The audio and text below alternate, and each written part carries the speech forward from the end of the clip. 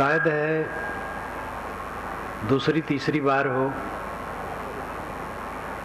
आजकल भड़ोत जिला उसे कहते हैं। नर्मदा वहाँ उत्तर से दक्षिण को बहती है।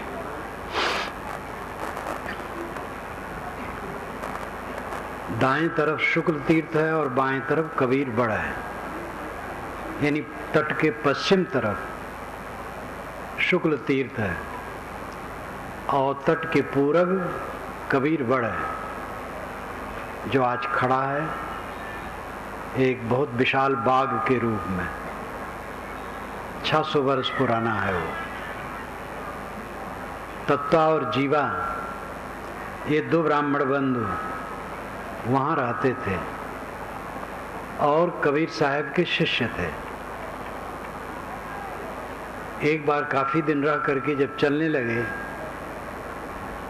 तो उन दोनों ने उनके पैर पकड़ लिए और कहे, साहब आप यहीं रहिए। वो टापू जैसा आज भी है, आश्रम है, मंदिर है और वही कबीर बड़ा है, नदी बहती है। तो यहाँ एकांत है, आपको हम चाहते हैं आप यहीं रहें। तो साहब ने कहा, जो तू चाहे मुझको छाड़ सकल की आश, मुझे ही ऐसा होए रहो सब सुख तेरे पास। अगर तुम मुझे चाहते हो तो सबकी कामना छोड़ दो, और जैसे मैं निष्काम हूं तैसे तुम भी निष्काम हो जाओ। बस सब सुख तेरे पास, सब सुख तुम्हारे पास है। मेरे पैर पकड़ करके क्या काम होगा? साधु के पैर में चक्के लगे रहते हैं, वो चलता रहता है। उन्होंने कहा, महाराज आप बनारस चले जाएंगे, हम यहाँ कैसे हमारा कल्याण होगा? तो साहब ने कहा, जो गुरु बसे बनारसी शिष्य समुंदर तीर, बिसराए बिसरे नहीं जो गुण हो शरीर।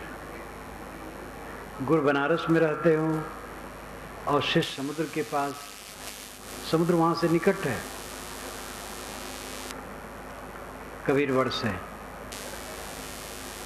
लेकिन अगर सद्गुरु का उपदेश शिष्य के हृदय में है तो भूलेगा नहीं। इसलिए देश की दूरी उसमें व्यवधान नहीं कर सकती है। ये साहब का निर्देश आदेशात्मक एक कथन है, जो तू चाहे मुझको छाड़ सकल की आश, मुझे ही ऐसा हुए रहो सब सुख तेरे पास। गुरु कहते हैं, ऐ शिष्य तू मुझे अगर चाहता है तो जैसे मैं निष्काम हूं वैसे तू भी निष्काम हो जा। बस सब सुख तुम्हारे पास है।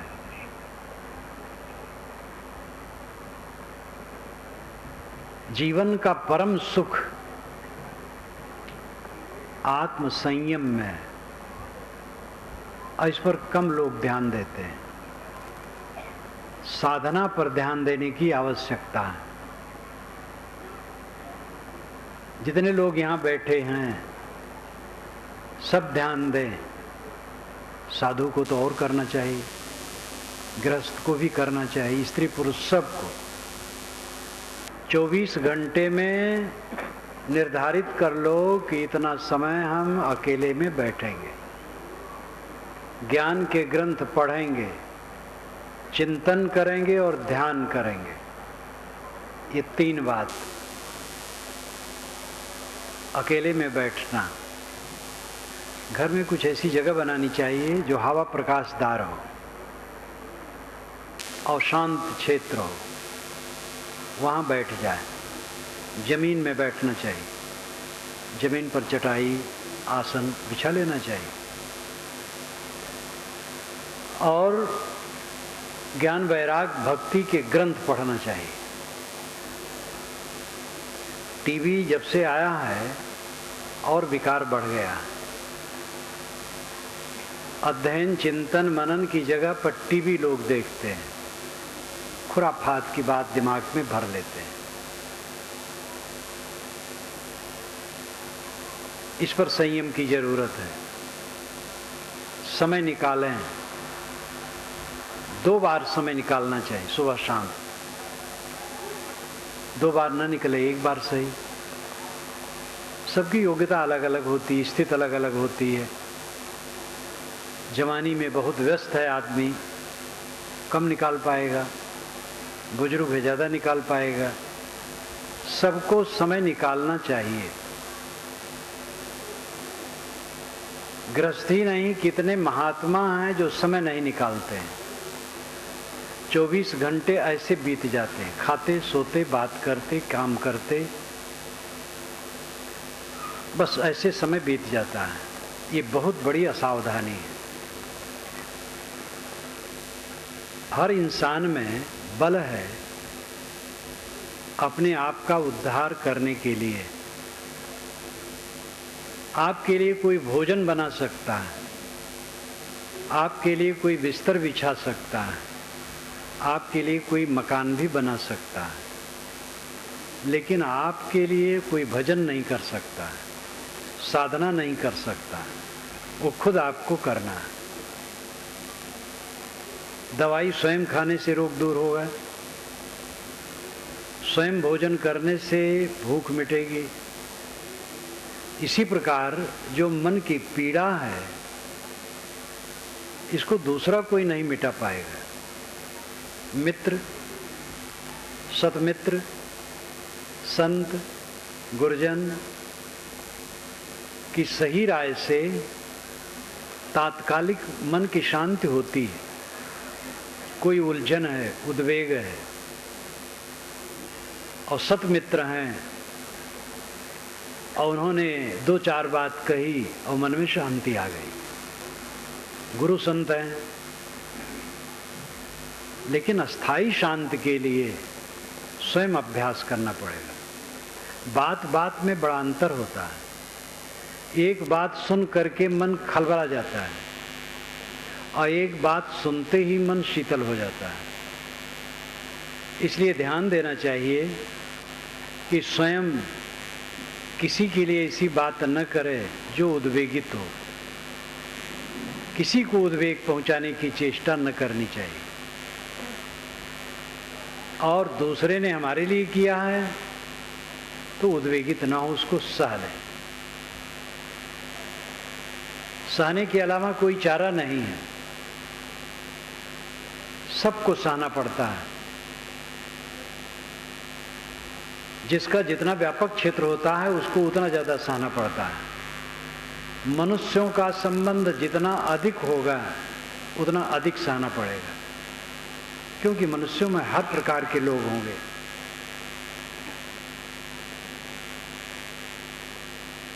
स्वयं सह लेना और दूसरे को सहाने की चेष्टा न करना, ये अपने अहंकार को मारे बिना नहीं हो सकता है। हमारा घोर शत्रु कौन है? हमारे मन में टिका हुआ अहंकार। और बहुत प्यारा लगता है। कोई मान बढ़ाई दे हमें, बड़ी खुशी होती है। मान बढ़ाई में फूलना मानो विष ग्रहण करना है।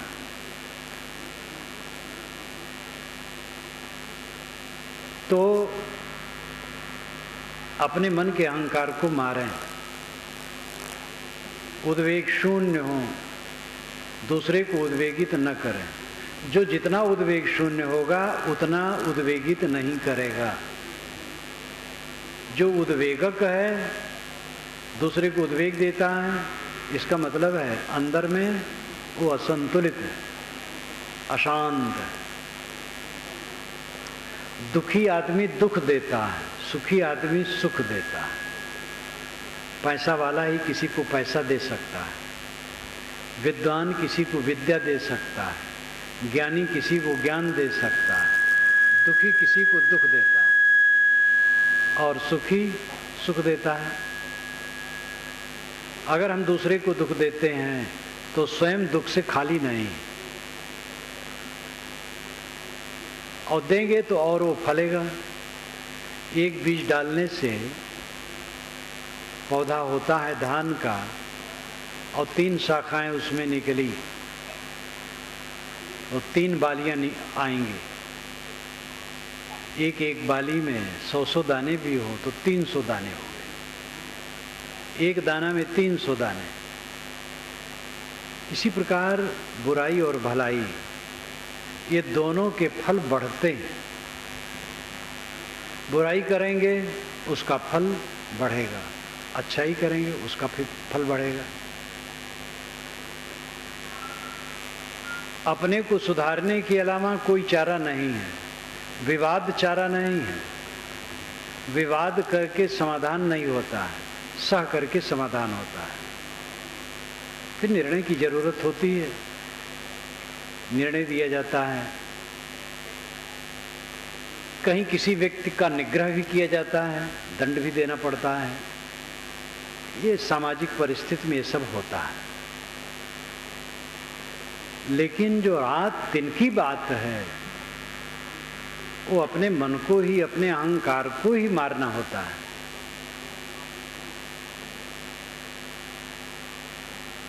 न्याय नीति की बात जो होती है वो कभी कभी होती है। कभी कभी आपको किसी को दंडित करने की जरूरत पड़ सकती है। रात दिन आप दूसरे को दंड देंगे। पत्नी ने गुस्से में कुछ कह दिया, न तो आप उसके लिए पंचायत बैठाएंगे और न तो उसको दंड देंगे। दंड देंगे तो कब तक चलेगा? इसलिए दंड का विधान, न्याय का विधान ये समय समय से होता है। रात दिन की साधना में सहना सबसे बड़ा तरीका है। सह लेना, दूसरे को सहाने की चेष्टा न करना, अपनी बात किसी पर न लादना, दूसरे की उचित बात मान लेना, अपना अधिकार दूसरे पर न जमाना, अपने कर्तव्य का पालन करना। जब हम दूसरे को अपने अधिकार करने में अपने अधिकार करने की चेष्टा करते हैं तब हम उसी के अधिकार में हो जाते हैं। जो लोगों पर अधिकार करना चाहेगा वो स्वयं दूसरे के अधिकार में हो जाएगा। जो किसी को अपने अधिकार में नहीं करना चाहेगा उसके अधिकार में पूरी दुनिया है। इच्छा ही जब मिट जाती है तो सब पर वो सम्राट हो गया। ये साधना का विषय है। आप कह सकते हैं संत के लिए है, संत के लिए नहीं है। जो दुख न चाहे उसके लिए।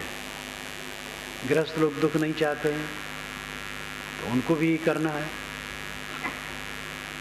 संत भक्त की तो 2 श्रेणियां हैं। वैसे संत शब्द का अर्थ है सत्य में स्थित है। सत शब्द से संत बनता है। संत शब्द सत्य में जो स्थित है वो संत है, चाहे किसी कपड़े में हो। कपड़े के रूप में भी एक मर्यादा है। हम लोगों के अलग वेश हैं, आश्रम अलग है, साधु आश्रम। लेकिन ये तो मानव की बनाई श्रेणी है। इसका अपना उपयोग है। दुख किसी को प्रिय नहीं। गृहस्थ भी जब दुख नहीं चाहते हैं तो क्या दूसरा रास्ता होगा जिससे दुख ना हो? यही रास्ता है। सह लेना, गम खाना, क्षमा कर देना, शील से रहना, समता से रहना। घर में 4 लोग हैं, सबका स्वभाव अलग है, रुचियां अलग हैं, गुण कर्म अलग हैं।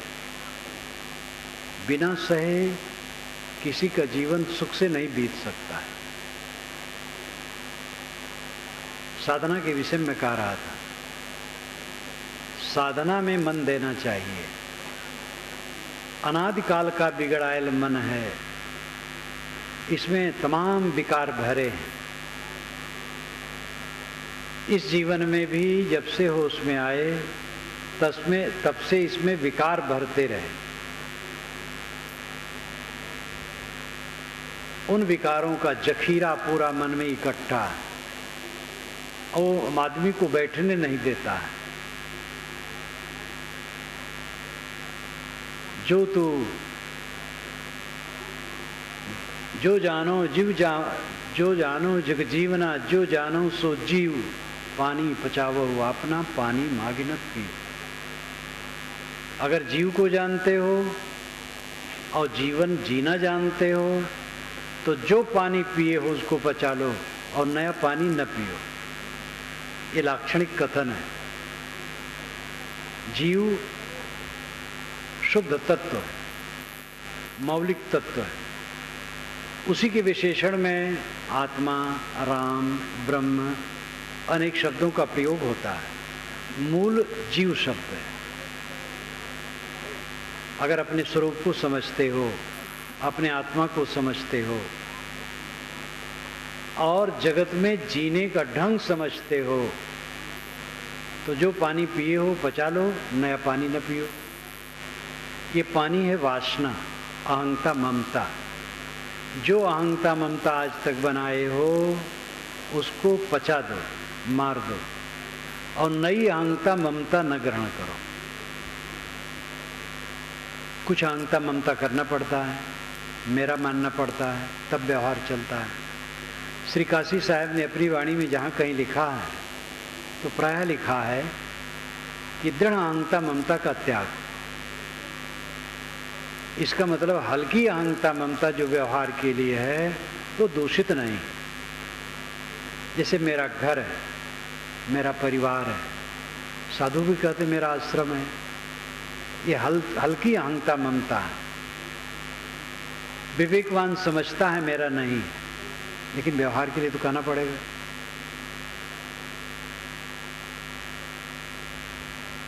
दृढ़ करके अपना नहीं मानता है। सांप अगर अपने बिस्तर पर आ गया है, वहां से हटेंगे नहीं या उसको किसी तरफ फेंकेंगे नहीं तो मंगल नहीं। हमारी अहंता ममता सांप है जो हमें रात दिन काट के विषाक्त करता है। इसका त्याग किए बिना किसी को शांति नहीं मिल सकती। ये सब सूझ नहीं हो सकती है जब तक अकेले में न बैठे, स्वाध्याय न करे, चिंतन न करे और ध्यान न करे। सेवा के बाद ये तीन खास हैं। हर आदमी को सेवा परायण होना चाहिए। अपनी शक्ति और योग्यता के अनुसार जहाँ रहे सेवा परायण हो। सेवा से चित्त शुद्ध होता है। इसके आगे जो बात है वो तीन है: स्वाध्याय, चिंतन और ध्यान। स्वाध्याय सदग्रंथों का अध्ययन, चिंतन अपने पर सोचना, मेरे मनोविकार कितने शेष हैं, कितने मिट गए, मिटाने के लिए हम क्या प्रयास कर रहे हैं। अपने पर चिंतन, आत्मचिंतन। आदमी प्रतिक्रिया में जीता है। जब से नींद खुलती है और फिर जब सोते हैं, इस बीच में आप अपना परीक्षण कीजिए तो कितना समय प्रतिक्रिया में जाता है और कितना समय आत्मचिंतन में। कितने लोगों का तो पूरा जब तक जागते हैं प्रतिक्रिया में ही जाता है। प्रतिक्रिया, रिएक्शन, अमुक ने ये कहा तो अब उसको उत्तर दे रहे हैं मन ही मन। अब ऐसा उत्तर देते रहते हैं और कुछ मतलब नहीं।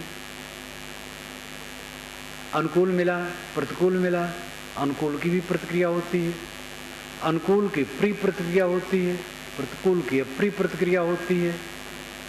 आदमी का मन कुतर्कों से भरा रहता है, रिएक्शन से भरा रहता है, प्रतिक्रिया से भरा रहता है। प्रतिक्रिया नरक है, चित्त का नरक है प्रतिक्रिया। स्वयं जांच करें, स्वयं सफाई करें। कौन सफाई करेगा? भगवान कृपा कर देंगे, गुरु कृपा कर देंगे, लोग कहा करते हैं। सबकी कृपा, अपनी कृपा अपने ऊपर करना होगा। भगवान जिसे हम कहते वो परोक्ष है, कल्पना का विषय है। सदगुरु जिसे कहते वो सामने है, वो उपदेश कर देगा, करना पड़ेगा खुद। अपने अंदर के विकारों के दृष्टा हम खुद हैं, स्वयं ही उन्हें काट करके निकालना पड़ेगा। और इसके लिए जब रोज प्रयास चलेगा तब आपको इसमें रस मिलेगा और देखेंगे चित्त में बहुत अंतर हो गया। जितना पहले कलह करते थे, उद्वेगित होते थे, अशांत होते थे, लालसाओं से भरे होते थे, वो काफी घट गया। मन को राहत मिल गई। करते चलें, विकार कटते जाएं। चिंतन और ध्यान, ध्यान का भी अभ्यास सबको करना चाहिए। ध्यान क्या है नाम की एक छोटी सी पुस्तक है, बुक स्टॉल से आप उसको जरूर लें। 2-3 रुपए की पुस्तक होगी, उसमें सब विधान बताया गया है। रोज ध्यान करें, ध्यान न लगे तो भी ध्यान करें। जिनको अस्थाई बैठने में कठिनता हो, लेटे लेटे करो, करना चाहिए। पहले साधना में कठिनता लगेगी, अभ्यास बढ़ जाने पर सरलता हो जाएगी। स्वाध्याय, चिंतन और ध्यान, ये तीनों प्रक्रिया लेना चाहिए। रोज आप करते जाएं, देखेंगे आपके चित्त में बहुत अंतर हो गया। शांत जीवन का परम सुख है। जीवन भर जो हम कमाते हैं वो रहता नहीं, मिट जाता है। जहां तक जितनी उपलब्धियां कही जाती हैं, सारी उपलब्धियां शून्य हो जाती हैं। और इन्हीं उपलब्धियों के आश्रय में मनोविकार इकट्ठा होता है। प्राणी और पदार्थ का संग्रह, यही तो हम उपलब्धि मानते हैं, और इसमें विकार इकट्ठा होता है। और उसी विकार में हर आदमी का चित्त जलता है। इस पर गंभीरता से सोचना चाहिए। समय भागा जा रहा है, रुकने वाला नहीं, और इसी में शरीर सबका जीर्ण हो जाएगा और एक दिन छूट जाएगा और ये काम वैसे रह जाएगा। समझदार साधक के मन में ये शौक होना चाहिए कि इसी जीवन में मुक्ति का आनंद लें। मुक्ति का आनंद वासना की ग्रंथि का कट जाना है। जब वासना की गांठें कट जाएंगी, सारे विकार क्षीण हो जाएंगे। ऐसी अवस्था में जो चित्त की निर्मल दशा है, वही जीवन मुक्ति का सुख है। जीवन मुक्ति का सुख बहुत भारी भरकम है, इससे गृहस्थों को घबराना नहीं चाहिए। केवल साधु वेशधारी जीवन मुक्त होंगे और गृहस्थ वेशधारी नहीं होंगे, ये बात नहीं। जीवन मुक्ति एक बार मिलती भी नहीं। जितना विकार कटता है उतना मन हल्का बनता है, उतने अंश में जीवन मुक्ति होती है। जीती जीती मुक्ति।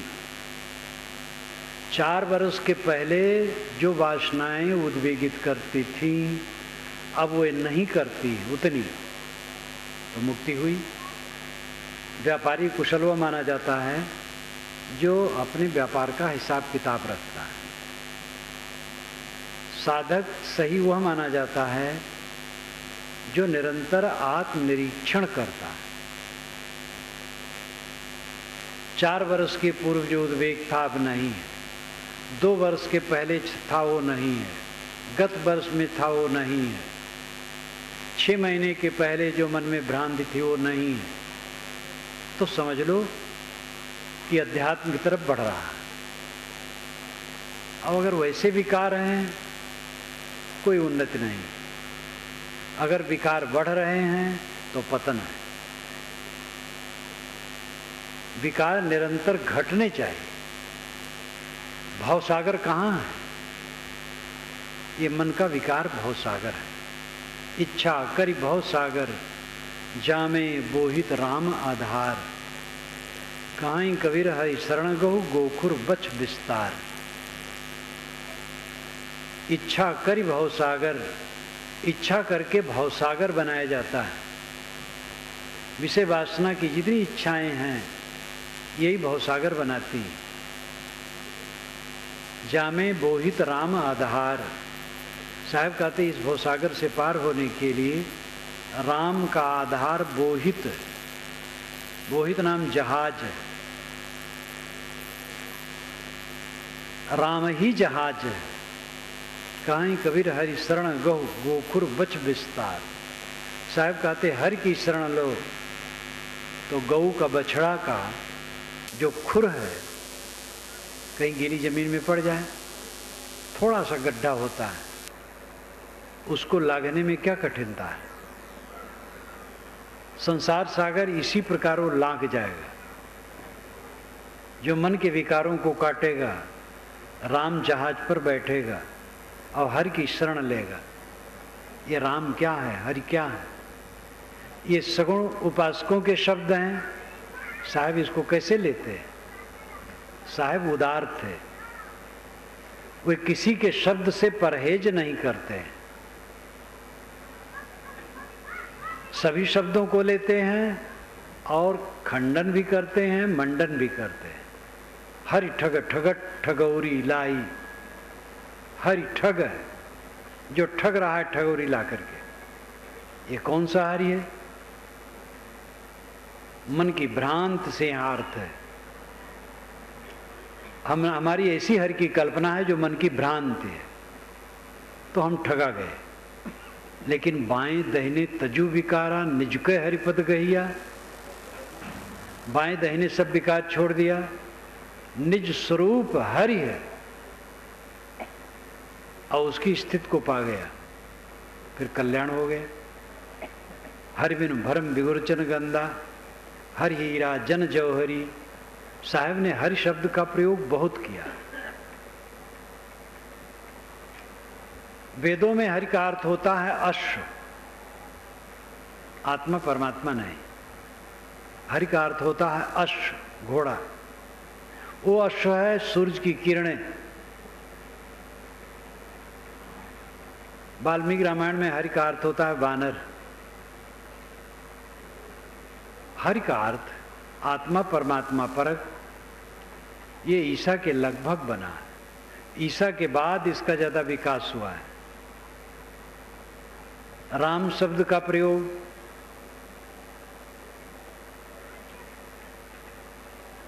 और बाद में हुआ है। 8वीं 9वीं शताब्दी से कुछ कुछ राम नाम भजन शुरू हुआ है। 11वीं शताब्दी में बढ़ गया, फिर बढ़ता चला गया। हरि और राम, इन दोनों शब्दों का प्रभाव सदगुरु कबीर पर पड़ा और उन्होंने इसको लिया। यथास्थान खंडन मंडन दोनों है। अगर राम या हरि परोक्ष है तो उसका खंडन साहब करते हैं, और परोक्ष है उसका मंडन करते हैं। परोक्ष का मतलब है कल्पना का विषय। 3 विषय सामने हैं आपके, प्रत्यक्ष, परोक्ष और अपरोक्ष। ध्यान दीजिएगा। प्रत्यक्ष इंद्रियों का विषय है और परोक्ष मन का विषय है, और अपरोक्ष मन और इंद्रियों के विश्राम के बाद होता है। कबीर दर्शन में रहस्यवाद में मैंने इसको लिखा है, पहले अध्याय में। आंख नाक कान जीभ चाम, से जो कुछ जाना जाता है ये प्रत्यक्ष है,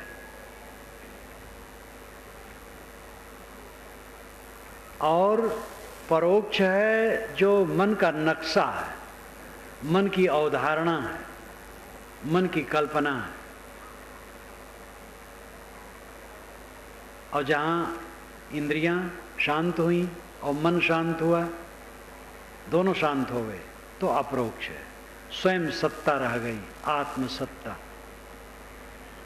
इंद्रिय और मन के झरोखे से हम दुनिया को जानते हैं, रिश्ते हैं और खींचते और बहिर्मुख बने रहते हैं। जब इंद्रिय मन के झरोखे को हम बंद कर देते हैं, तब अपने में लौटते हैं। ये साधना का विषय है। देखते सुनते छूते खाते पीते सोचते थकान नहीं लगी है? थकना चाहिए। बाहर से थके बिना कोई अंदर नहीं लौटेगा। तो कबीर साहब का राम अपरोक्ष परोक्ष नहीं है। कबीर साहब का राम और हरि कल्पना का विषय नहीं है, किंतु वही खुद कल्पक है, स्वयं स्वरूप है। हरि शरण, हरि का आधार, स्वरूप स्थित है। अपने में लौट आना हरि शरण है। हरि कोई व्यक्ति नहीं, विश्व के लिए हरि कहा गया। ये पीछे, बहुत पीछे कहा गया है। विष्णु वेद में है और उसका अर्थ होता है प्रवेश करना। सूरज की किरणें सब में प्रवेश करती हैं, इसलिए सूरज को विष्णु कहा गया। इदम विष्णुर्विचक्रमे त्रेधा निदधे पदम समूढ़ मत्स्य पांसुरे, ये ऋग्वेद का मंत्र है। इदम यहाँ पर विष्णु, विष्णु विचक्रमणे, विचक्रमे चला, त्रेधा तीन प्रकार से, निदधे रखा, पदम पैर। यहाँ विष्णु चला, तीन प्रकार से कदम रखा। समूढ़ मत्स्य पांसुरे, उसके पैर की धूल से, पांस नाम धूल, उसके पैर की धूल से सारा संसार ढक जैसा गया। ये अलंकारों में कहा हुआ है। सूरज विष्णु है और उसकी किरणें उसके कदम हैं। पृथ्वी, अंतरिक्ष और दुलोक में उनका पड़ना तीन कदम है। सूरज की किरणें पृथ्वी में पड़ती हैं, अंतरिक्ष यानी आकाश में पड़ती हैं, दुलोक यानी तारामंडल में पड़ते हैं। यही उसका तीन कदम है। तो सूरज को विष्णु कहा गया क्योंकि उसकी किरणें सब में प्रविष्ट होती हैं। आगे चल करके विष्णु एक आकार बनाया गया, चतुर्भुज, उसको विष्णु कहा गया। इस सगुण उपासना के लिए। लेकिन असली विष्णु जो उपासनीय है वो घट घट में। विष्णु का अर्थ ही जो प्रवेश करे, सब घटों में प्रविष्ट है, वही विष्णु है। आदि दैविक विष्णु प्रकृति का नियम है। आदि भौतिक विष्णु ये प्राणी जगत है। आध्यात्मिक विष्णु अपना आत्मा है। कल मैंने इसको विस्तार से कहा था कि सत्ता के तीन अंश, तीन भाग, आदि दैविक, आदि भौतिक, आध्यात्मिक। आदि दैविक जड़ प्रकृति क्षेत्र, आदि भौतिक प्राणियों का क्षेत्र, आध्यात्मिक अपने आत्मा का क्षेत्र। जो सब में प्रविष्ट करे वो विष्णु है। जड़ प्रकृति में उसके नियम प्रविष्ट हैं, तो नियम विष्णु है। नियम को पहचानो, नियम से चलो, ये विष्णु की उपासना है। आपका छोटा सा पेट है, कितना खाना चाहिए ये पेट बताता है। पेट के अपने नियम हैं। जब काम भर का भोजन पेट में चला जाता है तो अंदर से घंटी बज जाती है कि हो गया। लेकिन चोक चटकार के चक्कर में या थोड़ा और खा लें, कौन जाने भूख न लग जाए, असावधानी में और खा ली और विकार पैदा किए। नियम, पेट का नियम बता देता है कि काम भर का हो गया। प्रलोभन में पड़ करके गलत करते हैं। सब जगह नियम है, उन नियमों को पहचानना और नियम के अनुसार काम करना, ये विष्णु को समझना है। सब घट में जो प्रविष्ट है आत्मा, ये विष्णु है। सबको विष्णु समझना। अपने घट में भी आत्मा प्रविष्ट है, मैं स्वयं हूं, ये स्वयं विष्णु है और यही हरि है। विष धातु से विष्णु शब्द बनता है। विष का अर्थ ही होता है प्रवेश करना। मानस में आता है, प्रविश नगर कीजे सब काजा, हृदय राख कौशलपुर राजा। प्रविश, प्रवेश करके, विष प्रवेश करना। जो घट घट में प्रविष्ट है वो विष्णु है।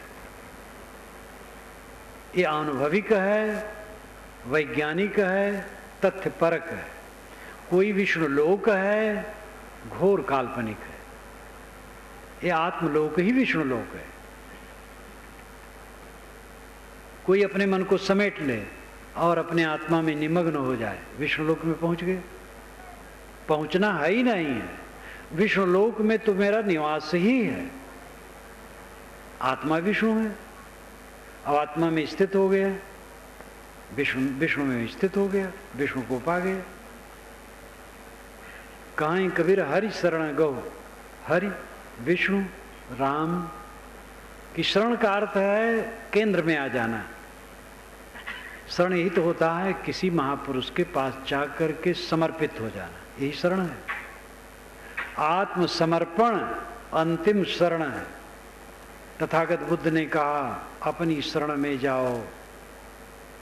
गुरु की शरण में जाओ ठीक, लेकिन गुरु कहता अपनी शरण में जाओ। साहब ने क्या किया?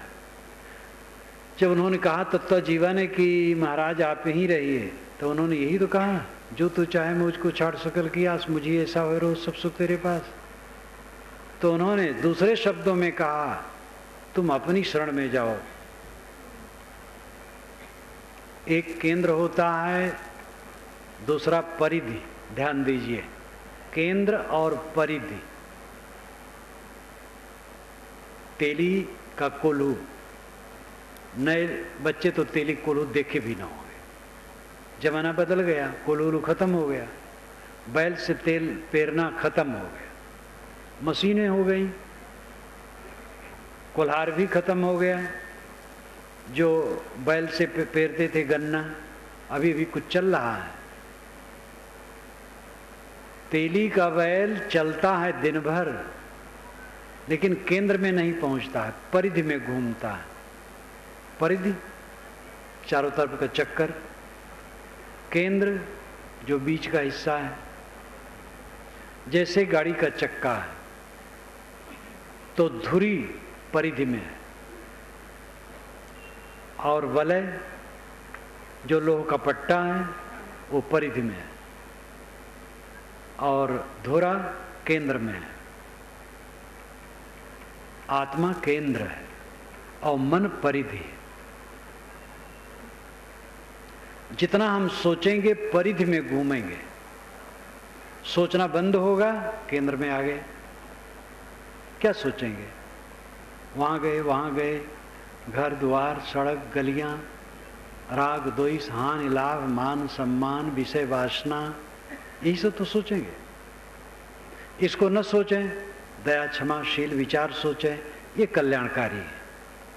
लेकिन ये भी परिधि ही है। केंद्र में आदमी तब पहुंचता है जब सोचना खत्म हो जाता है। सोचना खत्म होता है, ये विश्वास कीजिए। आप अभ्यास करेंगे तो आपको अनुभव हो जाएगा। साधना की ऐसी अवस्था आएगी कि आप सोचना छोड़ देंगे और शांत हो जाएंगे, कुछ नहीं सोचेंगे, एकदम निरांत शांत, ऐसी अवस्था आएगी।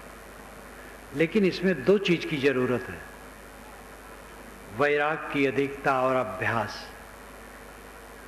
वैराग शब्द से भी गृहस्थ लोग बिदकते हैं। वैराग एक मन की अवस्था है, कपड़ा नहीं। हम लोगों का कपड़ा वैराग नहीं, ये चिन्ह भर है। वैराग मन की अवस्था है। वैराग का शुद्ध शब्द है विराग, मोह न करना। जितना जो चिंतन मनन करेगा आध्यात्मिक, उतना विराग बढ़ेगा। आखिर चित्त स्थिर क्यों नहीं होता है? एकाग्र नहीं होता है, संयत नहीं होता है, शांत नहीं होता है। क्यों? क्योंकि बाहर लगा है, विषयों में लगा है। विषयों से छूट गया तो हान लाभ में लगा है, मान अपमान में लगा है, अहंकार की धुरी टूटी नहीं, इसलिए मान अपमान में उबल रहा है। जब अपने अहंकार को मारेंगे तब मान अपमान में भी नहीं उबलेंगे। निमित्त तो जीवन भर मिलेंगे। जैसे कोई यहां आकर के मुझे गाली देने लगे और मैं दुखी हो जाऊं, तो दुखी होने में वो गाली देने वाला निमित्त है,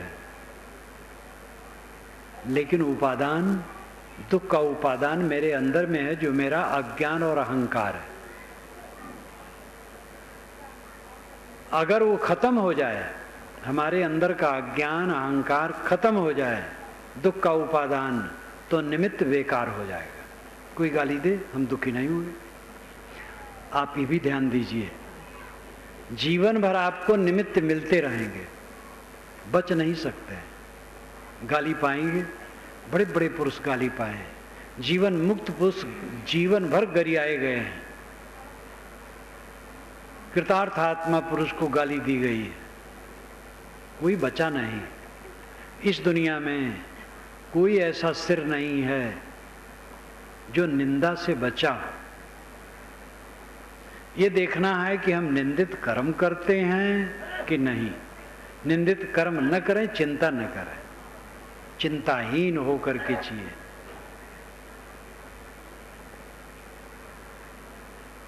दुख का उपादान, उपादान का मतलब है जिससे वस्तु पैदा हो। जैसे भात, भात का उपादान चावल है, भंडारी रसोईया निमित्त है। घड़ा का उपादान मिट्टी है और कुम्हार निमित्त है। हमारे दुख का उपादान हमारा अज्ञान और अहंकार है, और निमित्त तो मिलते रहेंगे। निमित्त की चिंता न करो। अगर अंदर से अज्ञान और अहंकार मिट गया तो निमित्त कुछ नहीं कर पाएगा। आखिर जो मन को जीत लिए उन्हीं को तो बेड़ा पार हुआ। कबीर साहब कभी क्षोभित हुए, कभी क्षोभित नहीं हुए। 52 कसनियां उनके ऊपर बताई गई हैं, वो अतिशयोक्तियों से भरी है, लेकिन उसके मूल में यह है कि उनको कष्ट दिया गया, लेकिन अपने विरोधी के प्रति भी वो क्षुब्ध नहीं हुए। तथागत बुद्ध, महावीर स्वामी कोई क्षुब्ध नहीं हुए।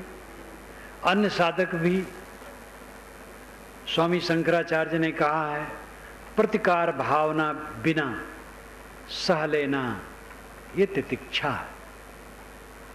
प्रतिकार भावना, बदला लेने की भावना न होना। संत ईसा को तकलीफ दी गई, अंत में हत्या भी कर दी गई। अपने हत्यारे के लिए उन्होंने कहा, जब क्रॉस पर लटके थे, कि प्रभु ये नहीं जानते हैं कि हम क्या करते हैं। इतने दयालु पुरुष, इनको क्षमा करना।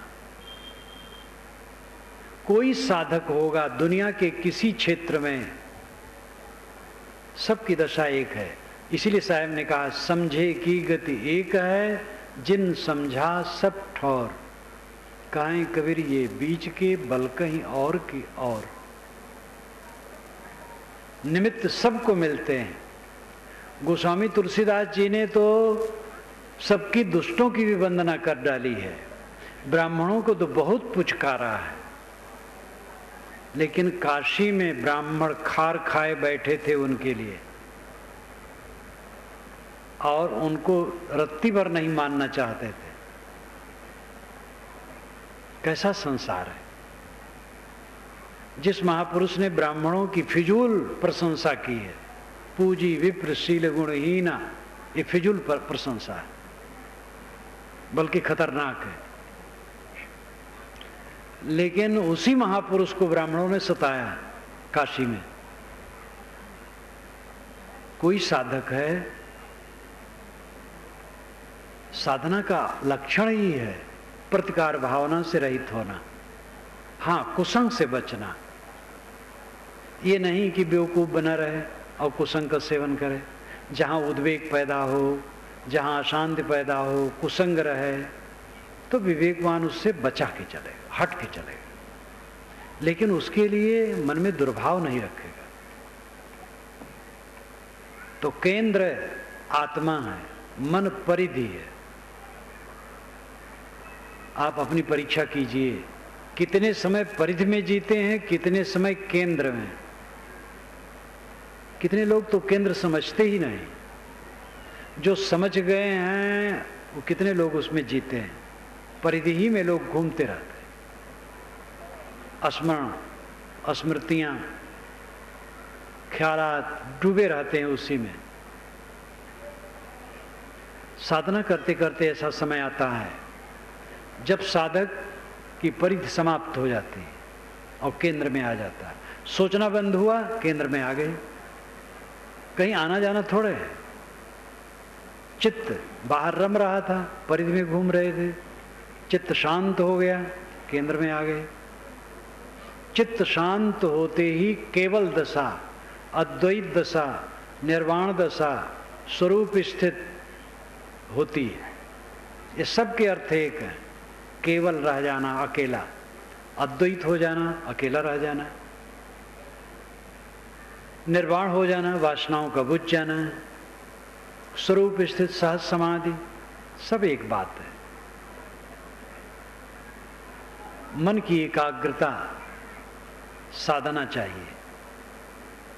साधते साधते ऐसा क्षण आएगा कि चित्त शून्य हो जाएगा, शांत हो जाएगा। 1 मिनट अगर चित्त शून्य हो तो उस समय का जो सुख होगा वो अद्भुत होगा। आप 50 वर्ष में पहुंच गए हैं, अगर 1 मिनट चित्त बिल्कुल शांत हो गया तो 50 वर्ष में वही 1 मिनट आपका जीवन है, और बाकी ऐसे गया। ये शौक होना चाहिए। साधना करें, स्वाध्याय करें, चिंतन करें, अकेले में बैठें, मन के विकारों को काटें, मन की शांति प्राप्त करने का प्रयास करें। वृत्ति और आत्मा का मिलन। सद्गुरु ने रूपक बहुत बढ़िया दिया है। कहा सुनी की है नहीं, देखा देखी बात, दुल्हा दुल्हन मिल गए फीकी परी बारात। साहब कहते हैं स्वरूप स्थित की बात है, आत्म शांत की बात है, कहा सुनी की नहीं।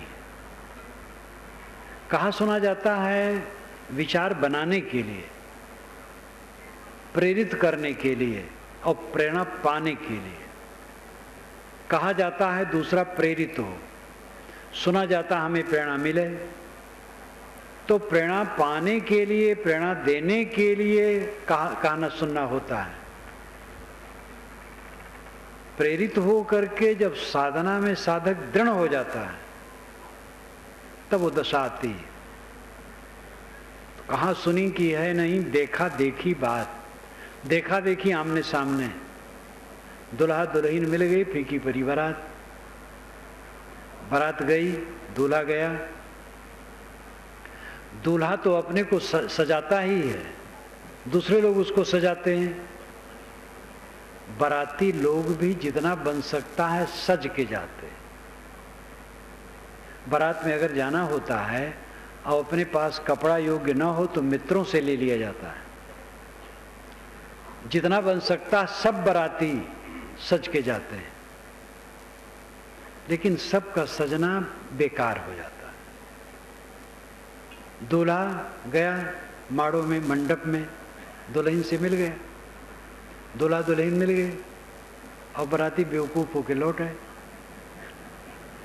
कुछ नहीं पाए। सजे तो खूब बराती, लेकिन बेवकूफ होके लौट आए। फीकी परी बारात। यहां अर्थ दुल्हा है आत्मा, दुल्हन है वृत्ति, मनोवृत्ति, और बारात है तत्व प्रकृति, ये बाह्य जगत प्रपंच। जब साधना में सन्नद्ध हुए और चित्त स्थिर हुआ तो वृत्ति का आत्मा में लय हो गया। लय होने का मतलब यही है, वृत्ति शून्य हो गई, आत्मा शेष है। तो दूल्हा दुल्हन मिल गए, बारात फीकी हो गई, तत्व प्रकृति फीकी हो गई, जगत प्रपंच फीका हो गया, चित्त सबसे अनासक्त हो गया। बहुत सरल काम है, कठिन इसलिए लगता है कि करते नहीं। थोड़ा दिन करें, देखो कितनी उन्नति हो जाएगी लगन से। लगन का अर्थ है जिसमें हमारी लगन हो, वो काम जब तक पूरा ना हो तब तक हम चैन से ना रहें। ये लगन का लक्षण है।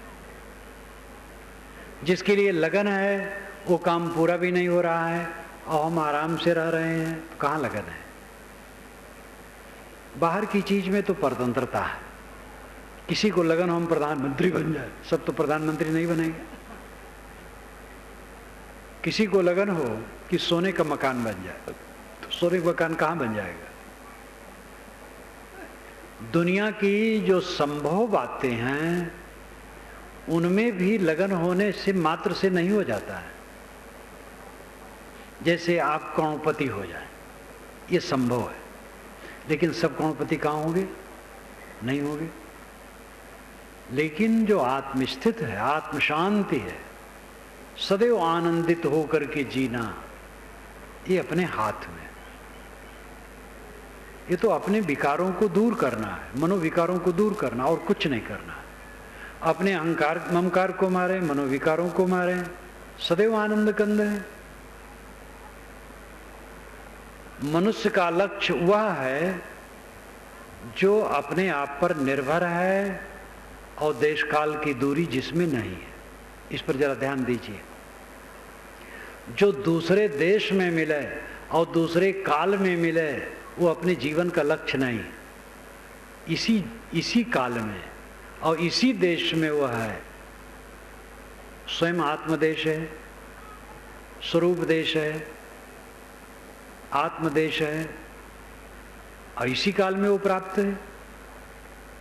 बस अहंकार छोड़ दे, मोह छोड़ दे, आसक्ति छोड़ दे, समझें, छोड़ना शुरू करें। छोड़ते छोड़ते छूटेगा। बहुत दिन का कोड़ है, रगड़ते रगड़ते साफ होगा, लेकिन पक्का है साफ होगा, पूरा साफ होगा। सबकी एकमात्र यही अभिलाषा है कि हम सदैव ऐसे सुख में जिए जिसमें दुख नाम की चीज न हो। और ऐसा सुख कहाँ है? दुनिया का सुख तो केवल धोखा है, केवल धोखा है। दुख के अलावा उसमें कुछ भी नहीं। वो चाहे वैवाहिक संबंध हो, चाहे गुरुवाई हो। आप कहेंगे ऐसी तुलना क्यों कर रहे हैं? तुलना तो करनी पड़ती है। एक युवक और युवती परस्पर विवाह करते हैं, बहुत भावना रहती, स्वर्ग की भावना रहती। कुछ ही दिन में नरक लगने लगता है, स्वर्ग और उड़ जाता है, और बुढ़ापा तक पहुंचते पहुंचते तो भाए भाए भाए भाए, बस और कुछ नहीं। गुरुवाई के चक्कर में जो ताव बावले हैं, गुरुवाई से शांति मिलती है। शांति तो मन को निर्मल करने से मिलती है। गुरुवाई के लिए, महंती के लिए मारामारी, राग द्वेष, कलह कल्पना, मुकदमेबाजी, होड़, गुरुआई भी फांसी है। सहज रूप में निष्काम होकर के सेवा करना ठीक है, थोड़े में अंतर होता है। ठाव गुण काजर, ठाव गुण कारिक। योग दर्शन का निर्विकल्प दूसरे ढंग का है, वहां कई कैटेगरियां बांटी गई है, वो उनकी शैली है। लेकिन पारक सिद्धांत का निर्विकल्प, वेदांत का निर्विकल्प एक है। संकल्प शून्य हो जाना पारखी और वेदांती दोनों एक ढंग से कहते हैं। और ऐसा होना सरल है। काम करें, अपनी अपनी योग्यता के अनुसार सब लगें। स्त्री पुरुष गृहस्थ विरक्त सब प्रतिदिन समय निकालें, अकेले में बैठें, स्वाध्याय करें, आत्मचिंतन करें, ध्यान करें, लेखा जोखा रोज रखें, मन के विकार कितने घटे। साधना जितनी बढ़ती जाएगी पर निंदा खत्म होती जाएगी, दूसरे की बुराई देखना बंद होता जाएगा, अपनी बुराई रात दिन देखने में फुर्सत नहीं मिलेगी। साधक विनम्र होगा, नम्र हो जाएगा एकदम चारों तरफ से। जो जिसकी साधना जितनी ऊंची बढ़ती जाती है चारों तरफ से उतना वो नम्र होता जाता है। तो दूल्हा दुल्हन मिल गए, फीकी परी बारात, कहा सुनी की है नहीं, देखा देखी बात। ये अंतिम बात है। आप लोगों के सामने मैंने शुरू किया कि भाई जितने सज्जन यहाँ आए हैं, संत आए हैं, स्त्री पुरुष आए हैं, इसका शौक करें। अकेले में रोज बैठने का कुछ समय निकालें, ध्यान चिंतन अध्ययन मनन करें। ऐसा जब करना शुरू करेंगे तब साधना में प्रगति होगी। और उसको छोड़ें ना, करते चलें, देखें चित्त में कितना अंतर आएगा। आपकी कमाई, आपकी उपलब्धि चित्त की निर्मलता। बाहर की जितनी उपलब्धियां होती हैं 16 आने झूठी है। ये आश्रम है, यहाँ साधु है, बहुत सी पुस्तकें मैंने लिख दी हैं, बड़ा प्रचार है, देश विदेश में है। लेकिन ये सब हमारे लिए कौड़ी कभी नहीं। हमारा मन निर्मल है, शांत है, समाधिस्थ है, तो बस वही हमारा फल है। और अगर कहीं ये बाहर के चक्कर मकर में भटक गया तो गए। मेरी पुस्तकों से हजारों लोग लाभ लेते रहेंगे हजारों वर्षों तक, और मैं घोटाले में पड़ जाऊंगा। इसलिए मेरी उपलब्धि आपकी गृहस्थी जैसी है वैसे मेरी भी है। आपकी गृहस्थी घर द्वार बाल बच्चे, खेतबाड़ी, फैक्ट्री, कारखाना, दफ्तर, दुकानें। हम लोगों की उपलब्धि आश्रम, शिष्य शाखा, भक्त समुदाय, प्रचार प्रसार, कीर्त। आपका भी झूठा है, हमारा भी झूठा है, और दोनों मन फंसाए तो दोनों धोखे में गए। अपनी उपलब्धि है चित्त की निर्मलता, आत्म शांत, आपका परमात्मा, आपका ब्रह्म, आपका राम, आपका अल्लाह खुदा, आपका अस्तित्व। उसमें लौट आएं, परिधि को छोड़ें, केंद्र में आए। इसी निवेदन के साथ मैं अपनी वाणी को विराम देता हूँ। बोलिए सद्गुरुदेव की जय।